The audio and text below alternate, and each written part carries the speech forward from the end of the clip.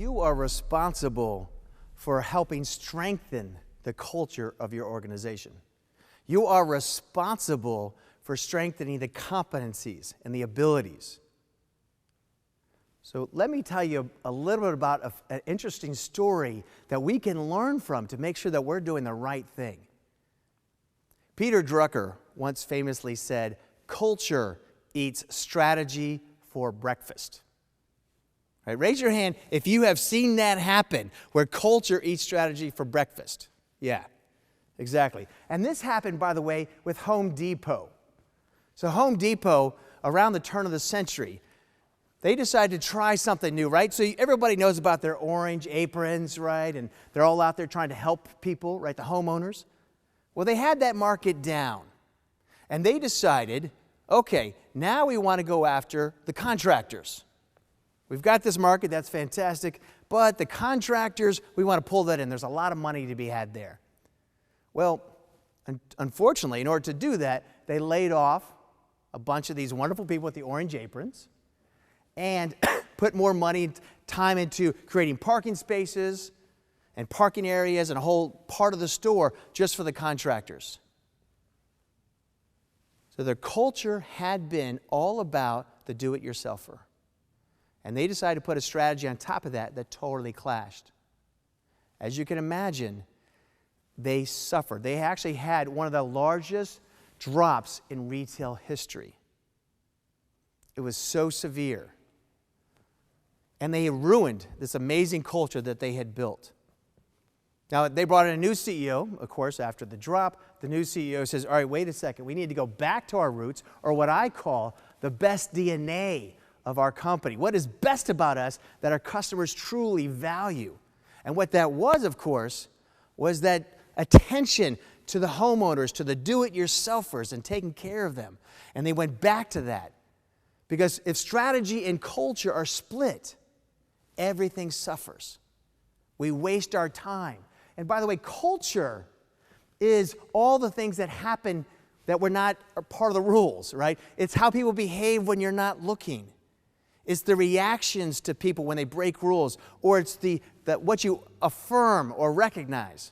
That's what culture is. Not what you tell people to do, but what actually happens. And it's often very unconscious. And if that culture clashes with the strategy where you want to go, it's like a zipper that just comes undone. Part of the secret and part of the key for you is to think about making sure that whatever your culture is, your strategy works with that, or gradually trying to adapt the culture. But culture is like thousands of unconscious habits. So it's not something you can change overnight, but you can make a real difference.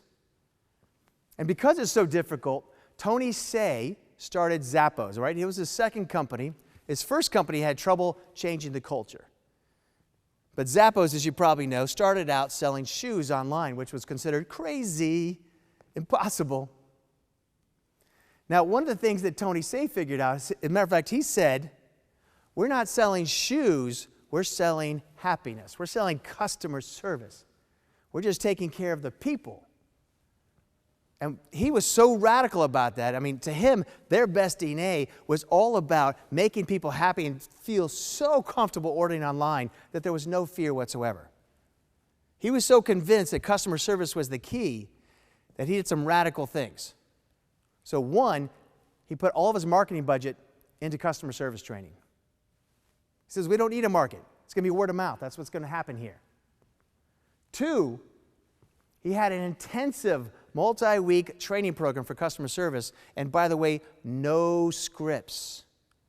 He says, these are people we're talking to. They're all different. They all have different needs. Your job is to listen closely, listen carefully, and really take care of them.